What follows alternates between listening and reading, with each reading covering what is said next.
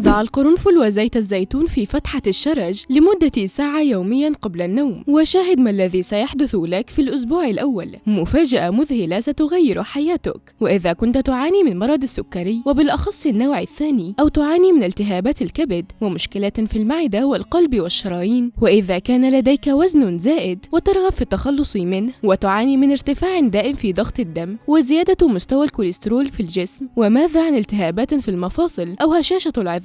فشاهد هذا الفيديو للنهاية لتتعرف على حل وعلاج لجميع هذه الأمراض. وفضلا وليس أمرا، صلي على النبي ودعمنا بإعجاب لنستمر بتقديم كل ما هو جديد ومفيد. وإذا كنت قد تناولت زيت الزيتون أو القرنفل ولو لمرة واحدة، اضغط لايك واشترك في القناة وفعل زر الجرس لنعرف عدد الأشخاص المهتمين بهذه النوعية من الفيديوهات.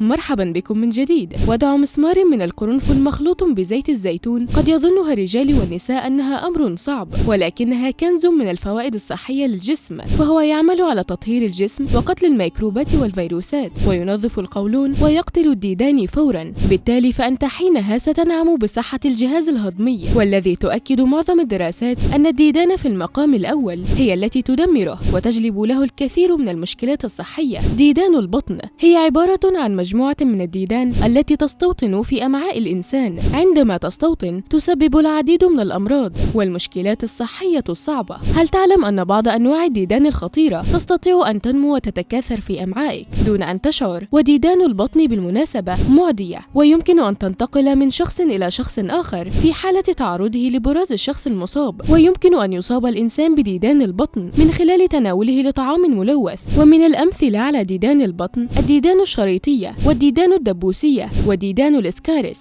قد تستوطن هذه الديدان في أمعائك دون أن تتسبب في أي أمراض، ولكنها في لحظة من اللحظات ستجلب لك أعراضا مؤلمة للغاية، شعورا بألم شديد في منطقة البطن، كما تسبب الإصابة بمشاكل الجهاز الهضمي، إذ من الممكن أن تتسبب تلك الديدان بالإسهال، وفي بعض الأحيان بالإمساك، وتسبب الرغبة في القيء والانتفاخ، كما أن الشعور بألم وحكة في منطقة فتحة الشرج من أعراض وجود ديدان البطن، إلى جانب الشعور بعدم الراحة والتعب المستمر والإرهاق. يمكن أن ترى الديدان في البراز في حال الإصابة بالديدان الدبوسية، إضافة إلى أنك ستلاحظ خسارة الوزن دون مبرر. ما هو العلاج الطبيعي لديدان البطن؟ إنها حركة بسيطة بمسمار من القرنفل مخلوط بزيت الزيتون. يظنها الرجال والنساء صعبة، لكنها تضمن لك نظافة تامة لمنطقة القولون وتعمل على قتل الديدان فورا. سنتحدث في هذا الجانب في مسارين علاجيين مهمين جدا. أولا هو خلط القرنفل وزيت الزيتون، وحينما نقوم بمزج ملعقتين من القرنفل المطحون وخلطهم بفنجان من زيت الزيتون وتناول ملعقة يوميا، والأفضل أن يكون ذلك صباحا على معدة شبه فارغة. والهدف هو إيصال مزيج زيت الزيتون والقرنفل كامل إلى الأمعاء. ومن المعروف أن الأمعاء وسط قاعدي، وفيها يتفكك جزيئات خليط زيت الزيتون والقرنفل وتخرج منه المواد الفعالة، وعلى رأسها المواد المضادة للأكسدة. وهنا يبدأ دور زيت الزيتون والقرنفل في مقاومة البكتيريا والفيروسات والفطريات، ويقوم بدورا مميزا في تطهير الأمعاء،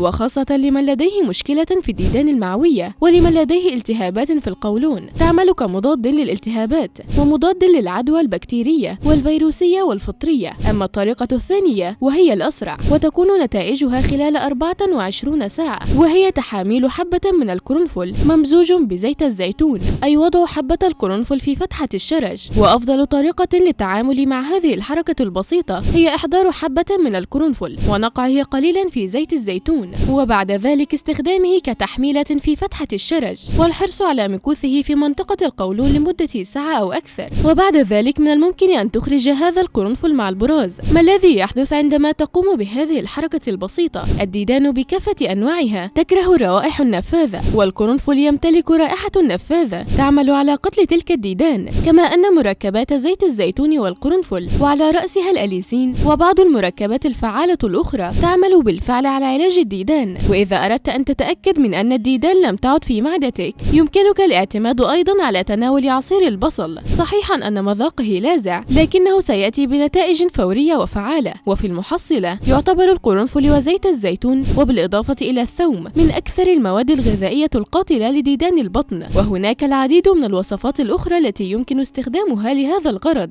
ومنها القرنفل مع الحليب، فيمكن شرب الحليب المضاف إليه القرنفل بعد غليهما في كل صباح، ويمكن أن تستخدم هذه الوصفة كحقنة شرجية. وكما يعد القرنفل هو نوع من التوابل المستخدمة في الطهي والغنية بالمواد المضادة للأكسدة والفيتامينات والمعادن. واستخدام القرنفل في الطب الصيني والطب الهندي القديم لتعزيز نظام المناعة وتقليل الالتهاب والمساعدة في عملية الهضم. ويستخدم زيت الزيتون لقتل الطفيليات وصد الحشرات لاحتوائه على الأوجينول، وهو مبيد جراثيم قوي، بالإضافة إلى الكاريوفيلين الذي له خصائص مضادة للميكروبات. الفوائد الصحية: يعرف القرنفل بشكل شائع على أنه نوع من التوابل المستخدمة في الطهي، ولكن تم استخدامه أيضا لعدة قرون لعلاج العديد من المشكلات الصحية، وقد تم إثبات بعض هذه الفوائد الصحية. أولا، وجع الأسنان وآلام الأسنان. يعتقد أن العديد من الفوائد الصحية لزيت القرنفل ناتجة عن آثاره المسكنة والمضادة للالتهابات والمضادة للبكتيريا. زيت القرنفل وربما اشتهر كعلاج لآلام الأسنان. وفي دراسة أجريت عام 2006 على 73 بالغا أن الآلام الذي يحتوي على القرنفل يمكن مقارنته بالبنزوكاين، وهو مخدر طبيعي في قدرته على تسكين الألم الناتج عن الحقن في الفم. وكما تساعد الخصائص المضادة للبكتيريا في القرنفل في تقليل بكتيريا الفم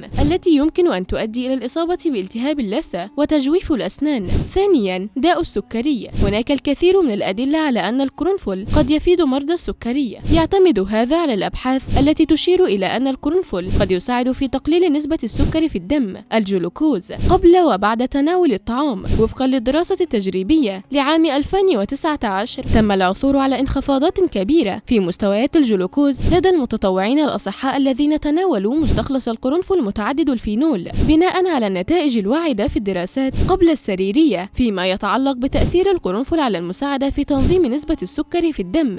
ثالثا، حماية الكبد. يحتوي القرنفل على كميات عالية من مضادات الأكسدة، والتي قد تكون مثالية لحماية الأعضاء الحيوية من آثار الجذور الحرة، وخاصة الكبد. على المدى الطويل يزيد من إنتاج الجذور الحرة ومظهر الدهون مع تقليل مضادات الأكسدة في الكبد. في مثل هذه الحالات قد تكون مستخلصات القرنفل مكونا مفيدا في مواجهة هذه التأثيرات بخصائصها الواقية من الكبد. رابعا، يعمل كمعزز للمناعة. يحتوي برعم زهرة القرنفل المجفف على مركبات يمكن أن تساعد في تحسين جهاز المناعة عن طريق زيادة عدد خلايا الدم البيضاء، وبالتالي تحسين فرط الحساسية المتأخرة. خامسا، علاج الصداع. يمكن تقليل الصداع باستخدام القرنفل. اصنع عجينة من عدد قليل من براعم القرنفل واخلطه مع رشة ملح صخري، وأضف هذا إلى كوب من الحليب. يقلل هذا المزيج من الصداع بسرعة وفعالية. ويعد زيت الزيتون عنصرا أساسيا في ثقافات الكثير من الشعوب منذ آلاف السنين، ويعود تاريخه إلى الإغريق والرومان القدماء، ولا يزال زيت الطهي الأكثر شعبية في المنطقة حتى يومنا هذا. وفيما يلي بعض الفوائد الصحية الأكثر إثارة التي تدعمها الأبحاث العلمية عن زيت الزيتون: يعزز بقوة صحة القلب والأوعية الدموية. يعتبر زيت الزيتون مفيدا للقلب لأسباب كثيرة. ففي دراسة علمية أجريت عام 2019 كان الأشخاص الذين تناولوا نظاما غذائيا على طراز البحر الأبيض المتوسط يشتمل على 4 ملاعق كبيرة من زيت الزيتون يوميا أقل عرضة للإصابة بأمراض القلب والأوعية الدموية، وخطر الإصابة بالنوبات القلبية والسكتة الدماغية والوفاة من القلب. كان المرض أقل بحوالي 30% من الأشخاص الذين تناولوا نظاما غذائيا قليل الدسم. يدعم الذاكرة الصحية ووظائف المخ. الإجهاد التأكسدي متورط في تطور الأمراض العصبية التنكسية بما في ذلك مرض الزهايمر، لكن البوليفينول في زيت الزيتون وخاصة الأوليوكانثال يعمل كمضادات أكسدة قوية قد تساعد في مواجهة هذا التأثير. وجدت دراسة أجريت عام 2019 أن زيت الزيتون يساعد في استعادة وظيفة الحاجز الدموي في الدماغ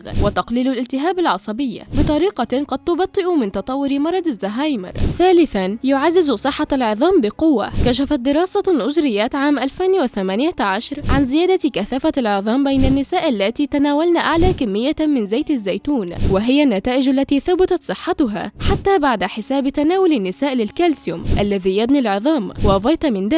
يمكن للجسم في الواقع تشغيل خلايا ناقضة العظم التي تكسر العظام، لكن الباحثين يتوقعون أن مادة البوليفينول المضادة للالتهابات في زيت الزيتون قد تؤدي إلى آليات تساعد في منع انهيار العظام وتحفيز تكوين العظام العظام. رابعاً، يوازن السكر في الدم ويساعد في الوقاية من مرض السكرية. تعد الدهون الصحية مكوناً غذائياً رئيسياً لأي شخص يحاول الوقاية من مرض السكرية من النوع الثاني أو التحكم فيه. في دراسة أجريت عام 2017 كان الأشخاص الذين تناولوا كميات كبيرة من زيت الزيتون يعانون من انخفاض في نسبة السكر في الدم أثناء الصيام وانخفاض خطر الإصابة بمرض السكري بنسبة 16%. طريقة تحضير وصفة القرنفل وزيت الزيتون. المكونات: 6 حبات من القرنفل، كوب ماء ساخن، ملعقتين من زيت الزيتون. طريقة التحضير والاستخدام: يتم نقع حبات القرنفل في كوب الماء الساخن وتغطية الكوب جيدا لمدة 10 دقائق، ثم نرفع الغطاء عن الكوب ونصفي منه حبات القرنفل ونمزج ملعقتين من زيت الزيتون مع منقوع القرنفل في الماء، ويمكن إضافة ملعقة عسل لتحسين طعم المزيج. يتم شرب المزيج قبل النوم ب2 ساعات.